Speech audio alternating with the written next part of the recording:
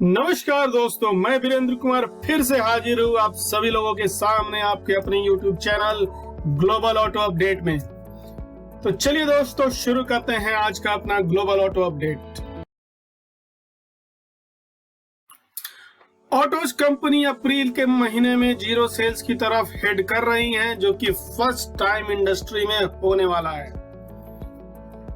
भारतीय ऑटोमोबाइल उद्योग अप्रैल में लगभग जीरो अर्थात शून्य बिक्री पोस्ट करने को तैयार है।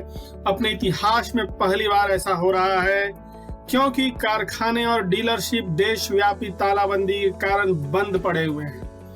मारुति सुजुकी के आरसी भार्गव, टीवीएस मोटर के वेणु श्रीनिवासन, महिंद्रा एंड महिंद्रा के पवन गोयनका और अदर इंडस्ट्री लीडर्स अगले महीने भी बिक्री में सुधार की उम्मीद नहीं कर रहे हैं।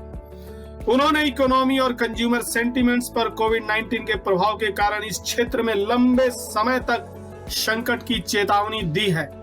हालांकि उद्योग के काम करने के तरीके में बदलाव की उम्मीद करते हैं, क्योंकि कंपनीज लीन इन्वेंट्री के साथ काम करना शुरू करेंगी, जो कि बहुत पहले भी हुआ करता था।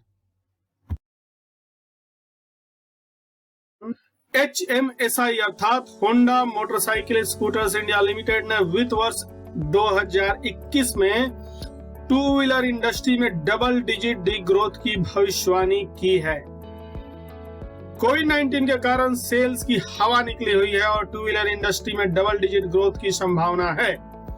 HMSI ने BS4 मॉडल से 11% अधिक मूल्य पर समय सीमा से पहले 6 महीने पहले BS6 उत्पादों को लॉन्च करना शुरू कर दिया था। इंडस्ट्री के लिए आने वाला ईयर कठिन वर्ष होने जा रहा है।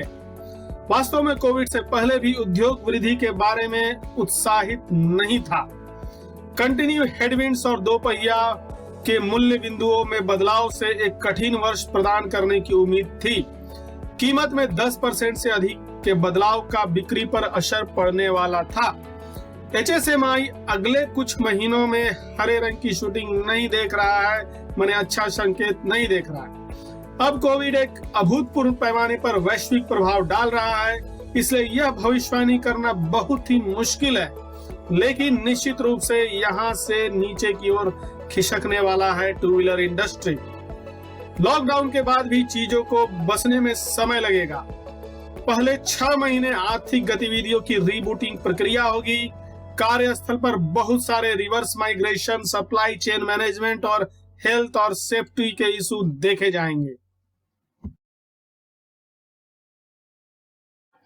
अशोक लेलैंड ने सहायक हिंदुजा लीलैंड फाइनेंस में 3.36% की हिस्सेदारी हासिल की।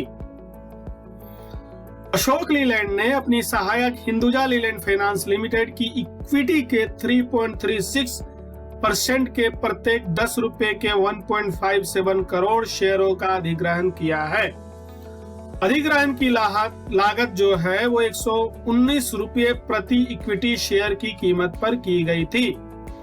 अधिग्रहण 21 मार्च को आयोजित बैठक में निदेशक मंडल द्वारा अनुमोदित 6.99% अधिग्रहण का हिस्सा है। अधिग्रहण को 31 जुलाई को या उससे पहले किस्तों में पूरा करने का प्रस्ताव था। 3.36% अधिग्रहण के साथ बोर्ड द्वारा अनुमोदित प्रक्रिया अब पूरी तरह से पूरी हो गई है।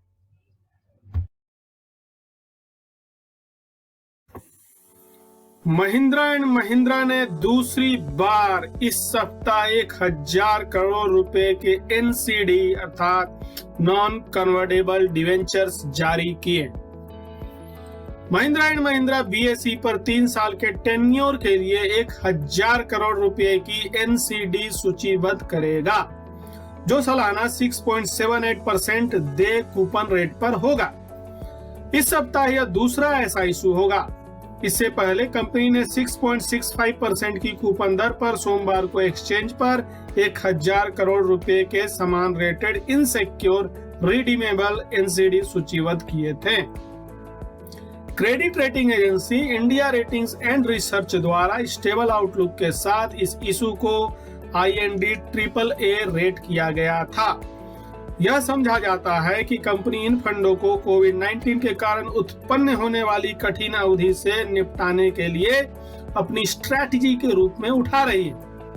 लॉकडाउन के दौरान वाहन निर्माताओं, उनके डीलरों और वेंडर्स के लिए लिक्विडिटी की कमी सबसे बड़ी समस्या है, चूंकि उनके पास भी एम्प्लॉयज वेजेस, डेप्ट obligations and depreciation of manufacturing equipments जैसी फिक्स्ड कॉस्ट्स हैं। मदरसन सुमी ने भी मंगलवार को एनसीडी जारी करके 500 करोड़ रुपए जुटाए थे।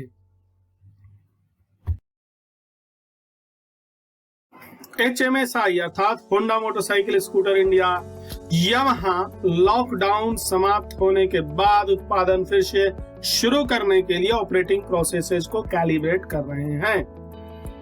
सप्लाई चेन और वर्कफोर्स रिलेटेड चैलेंजेस के बीच लॉकडाउन हटाए जाने के बाद HMSI और इंडिया यामाहा मोटर अपने संबंधित प्लांट्स में मैन्युफैक्चरिंग ऑपरेशन फिर से शुरू करने की उम्मीद कर रहे हैं। HMSI ने जहां अपने प्लांट्स को खोलने की अनुमति मांगी है, वहीं यामाहा भी सरकार द्वारा स्थापित किए गए प्रोटोकॉल के अनुपालन में उत्पादन शुरू करने के लिए इच्छुक है। हालांकि कंपनियां परिचालन को फिर से शुरू करने की तैयारी कर रही हैं, लेकिन उन्हें वास्तव में प्रक्रिया में कुछ समय लग सकता है, जिसमें कई कंपोनेंट सप्लायर अभी बंद पड़े हुए हैं। अध्ययन से पता चलता है कि यूरोप ने इलेक्ट्रिक व्हीकल्स की बिक्री में चीन को पछाड़ा। यूरोप के 5 सबसे बड़े मोटर वाहन बाजारों ने 2020 की फर्स्ट क्वार्टर में इलेक्ट्रिक वाहन पंजीकरण में चीन को पीछे छोड़ दिया है, क्योंकि चीन कोरोना वायरस के प्रकोप से जूझ रहा था। अध्ययन से पाया गया है कि जर्मनी, फ्रांस, यूके, इटली और स्पेन ने सामूहिक रूप से जनवरी और मार्च के बीच 79,300 फुल इलेक्ट्रिक व्हीकल्स का पंजीकरण किया, जबकि चीन में यह रजिस्ट्रेशन मात्र 77,256 ही है। 2019 की फर्स्ट क्वार्टर की तुलना में इस अवधि में यूरोप में यूनिट की बिक्री दोगुनी से अधिक हो गई है। चीन में लॉकडाउन के कारण बिक्री तिमाही में आधे से अधिक गिर गई है। इस प्रवृत्ति का उल्टा असर देखा जा सकता है, क्योंकि पूरे यूरोप में बसंत के दौरान शेल्टरिंग और लॉकडाउन की आवश्यकता बनी हुई है और चीन में प्रतिबंध धीरे धीरे हटता जा रहा है, अर्थात चीन धीरे धीरे ट्रैक पर आता जा रहा है।